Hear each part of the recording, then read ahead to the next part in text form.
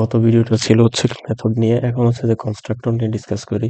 Constructor হচ্ছে যে বৈশিষ্ট্য হচ্ছে যে এটার ক্লাসের নামের সাথে মিল থাকবে। যেমন এখানে কনস আছে, তাহলে এই কনসের নাম দিয়ে মূলত আমাকে একটা ক্রিয়েট করতে হবে। এই যে এটাই হচ্ছে যে কনস্ট্রাক্টর। অ্যান্ড বেসিক নিয়ম অনুযায়ী ব্র্যাকেট, সেটা হচ্ছে যে একটা কনস্ট্রাক্টর। কনস্ট্রাক্টরের দুইটা টাইপ আছে, একটা হচ্ছে প্যারামিটার ডিফল্ট, ডিফল্ট একটা, আর parameterized, same to same as like the method. And আমরা কি করছিলাম যে মেথডে কল করছিলাম যে মেন মেথড থেকে। এটা কিন্তু একটা পুরোটা একটা মেথড। এটা পাবলিক এবং স্ট্যাটিক একটা মেইন মেথড।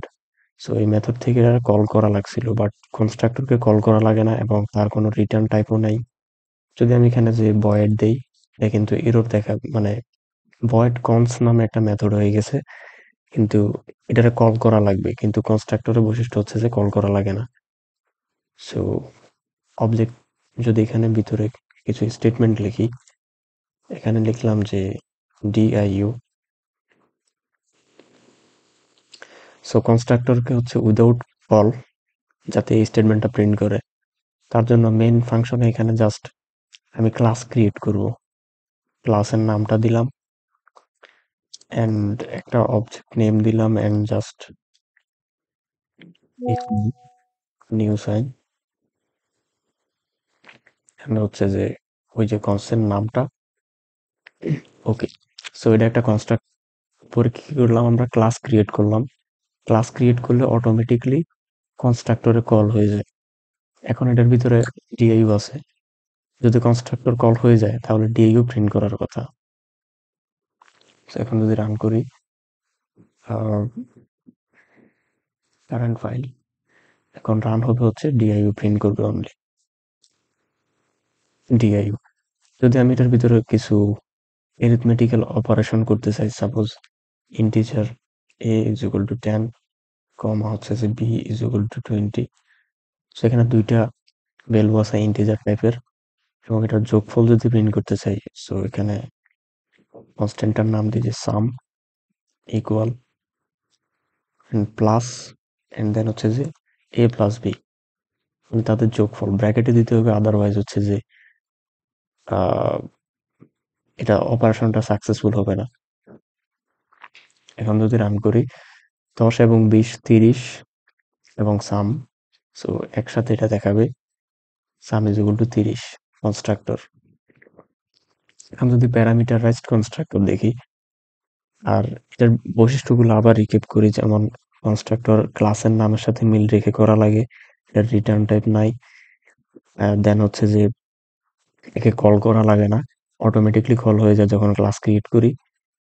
আর এটা ছিল ডিফল্ট কনস্ট্রাক্টর, এবং এটার ভিতরে চাইলে মানে অপারেশন যেসব দরকার ওগুলো করা যায়।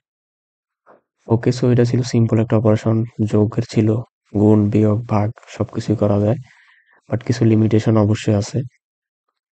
এখানে যদি কনস্ট্রাক্টরে সাপোজ প্যারামিটারাইজড করি, তাহলে হচ্ছে এখানে একটা প্যারামিটার পাস করা লাগবে, suppose integer a comma integer b। Okay, so এখানে দুইটা ভ্যালু আসছে, এবং কনস্ট্রাক্টরে ভ্যালু পাস করার জন্য ঠিক এই ক্লাসের যে অবজেক্টটা ক্রিয়েট করছি ওটার মধ্যে ভ্যালু পাস করা লাগবে। সো 10 and 20 এখানে পাস করলাম, এটা এখানে যাবে, রিসিভ করবে। আর সিম্পলি, আচ্ছা, এটা নেম দুটো হচ্ছে সেম হয়ে গেছে, যার কারণে আমি এটা ক্যাপিটাল লেটারে দিই, আর এটা হচ্ছে যে ক্যাপিটাল লেটারে বি। সো এটা হচ্ছে যে এই এর ভিতরে দিচ্ছি এ, এবং এটা হচ্ছে বি। সেখানে কি হচ্ছে এক্স্যাক্টলি, যখন ক্লাস থেকে ভ্যালু পাস করতেছে তখন এটা এখানে আসতেছে। এ এবং বি তে এখন 10 এবং 20 আছে।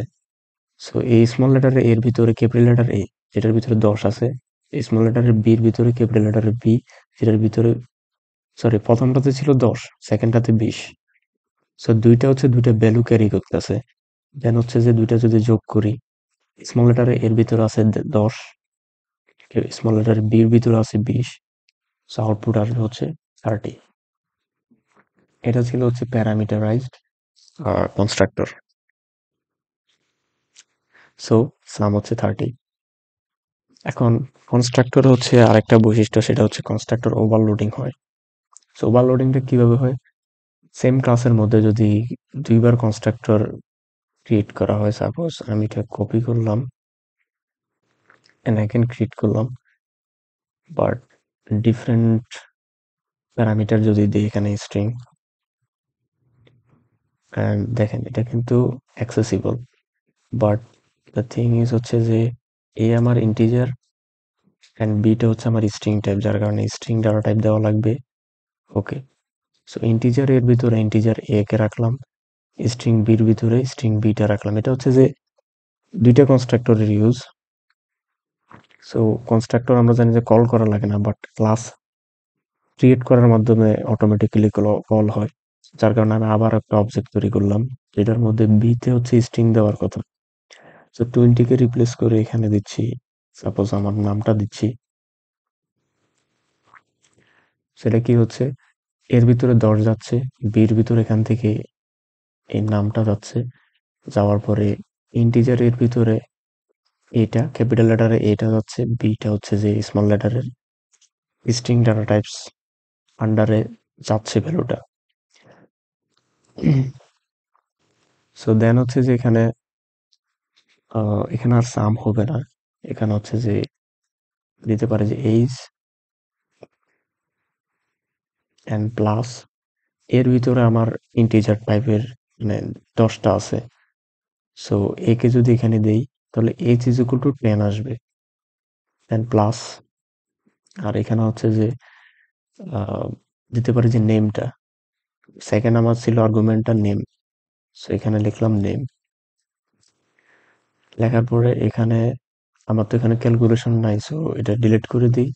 নেম কোন ভেরিয়েবলের আন্ডার আছে, এখান থেকে নেমটা পাস করছি, বিতে আসছে, বি থেকে স্মল লেটার বিতে রাখছি, তাহলে এই বিটাকে প্রিন্ট করাই দিই। সো তাতে কি হচ্ছে, এখানে নামটা বিতে যাচ্ছে, এজটা হচ্ছে এতে যাচ্ছে, তাহলেই হচ্ছে ওকে। অ্যান্ড এটা অবজেক্ট টাইপ হবে টু। আমরা দুইবার ক্লাস ক্রিয়েট করতেছি আর অটোমেটিকলি দুইটা কনস্ট্রাক্টর কি হচ্ছে, কল হচ্ছে, এটাকে বলা হচ্ছে ওভারলোডিং। এখন যদি রান করি, এজ দেখাবে আমার 10 আর নেম হচ্ছে সাকিব, আর উপরে হচ্ছে যে এই কনস্ট্রাক্টর আগের মতোই কাজ করবে 30। আরেকটা জিনিস হচ্ছে যে এখানে যদি এগুলা না থাকে তাও সমস্যা নাই, এখানে যেহেতু ক্যাপিটাল লেটারে এ আছে, সো এখানে ক্যাপিটাল লেটারে এ সরাসরি অ্যাক্সেস দেওয়া যায়। ওকে, সরাসরি এখানেও এটা যদি না থাকে সমস্যা নেই, সরাসরি ক্যাপিটাল লেটারে এ এন্ড ক্যাপিটাল লেটারে বি অ্যাক্সেস করা যায়, সেম আউটপুট আসবে। বাট দ্য থিং ইজ, এখানে হচ্ছে যে একসাথে এই যে নামটা, এখানে স্পেস নাই, সো এখানে একটা স্পেসের জন্য সিম্পলি একটা প্লাস দিলাম এন্ড ডাবল কোট, মাঝখানে একটা স্পেস, সো এখানে একটা স্পেস আসবে। ওকে, সো এজ হচ্ছে 10, নেম হচ্ছে আর্গুমেন্টটা, সো এই ছিল হচ্ছে কনস্ট্রাক্টর, প্যারামিটারাইজড এবং ডিফল্ট, এবং কনস্ট্রাক্টরের ওভারলোডিং, ওভাররাইড কনস্ট্রাক্টরে হয় না। সো এটার মাধ্যমে যদি চাই যে আমি এখানে যদি আর্গুমেন্ট গুলো না দিতাম, সো অটোমেটিকলি কি ভ্যালু গুলা আসতো, এটাতে আসতো না। এখানে কিন্তু এরর দেখাচ্ছে, বিকজ এখানে যদি আর্গুমেন্ট না থাকে তাহলে এই ভ্যালু গুলা যে এখান থেকে সেন্ড করতেছে ওটা রিসিভ করার মতো কোনো কি বলে অ্যাকসেপ্টর খুঁজে পাবে না আর কি, যার কারণে এটা এখন রং। অবশ্যই প্যারামিটার হচ্ছে যে ডাটা টাইপস অনুযায়ী ভেরিয়েবল এবং ডাটা টাইপস কি বলে প্লেস করা লাগবে, দেন হচ্ছে রিসিভ করবে, দেন ওটা প্রিন্ট করবে। তো এই ছিল কনস্ট্রাক্টর।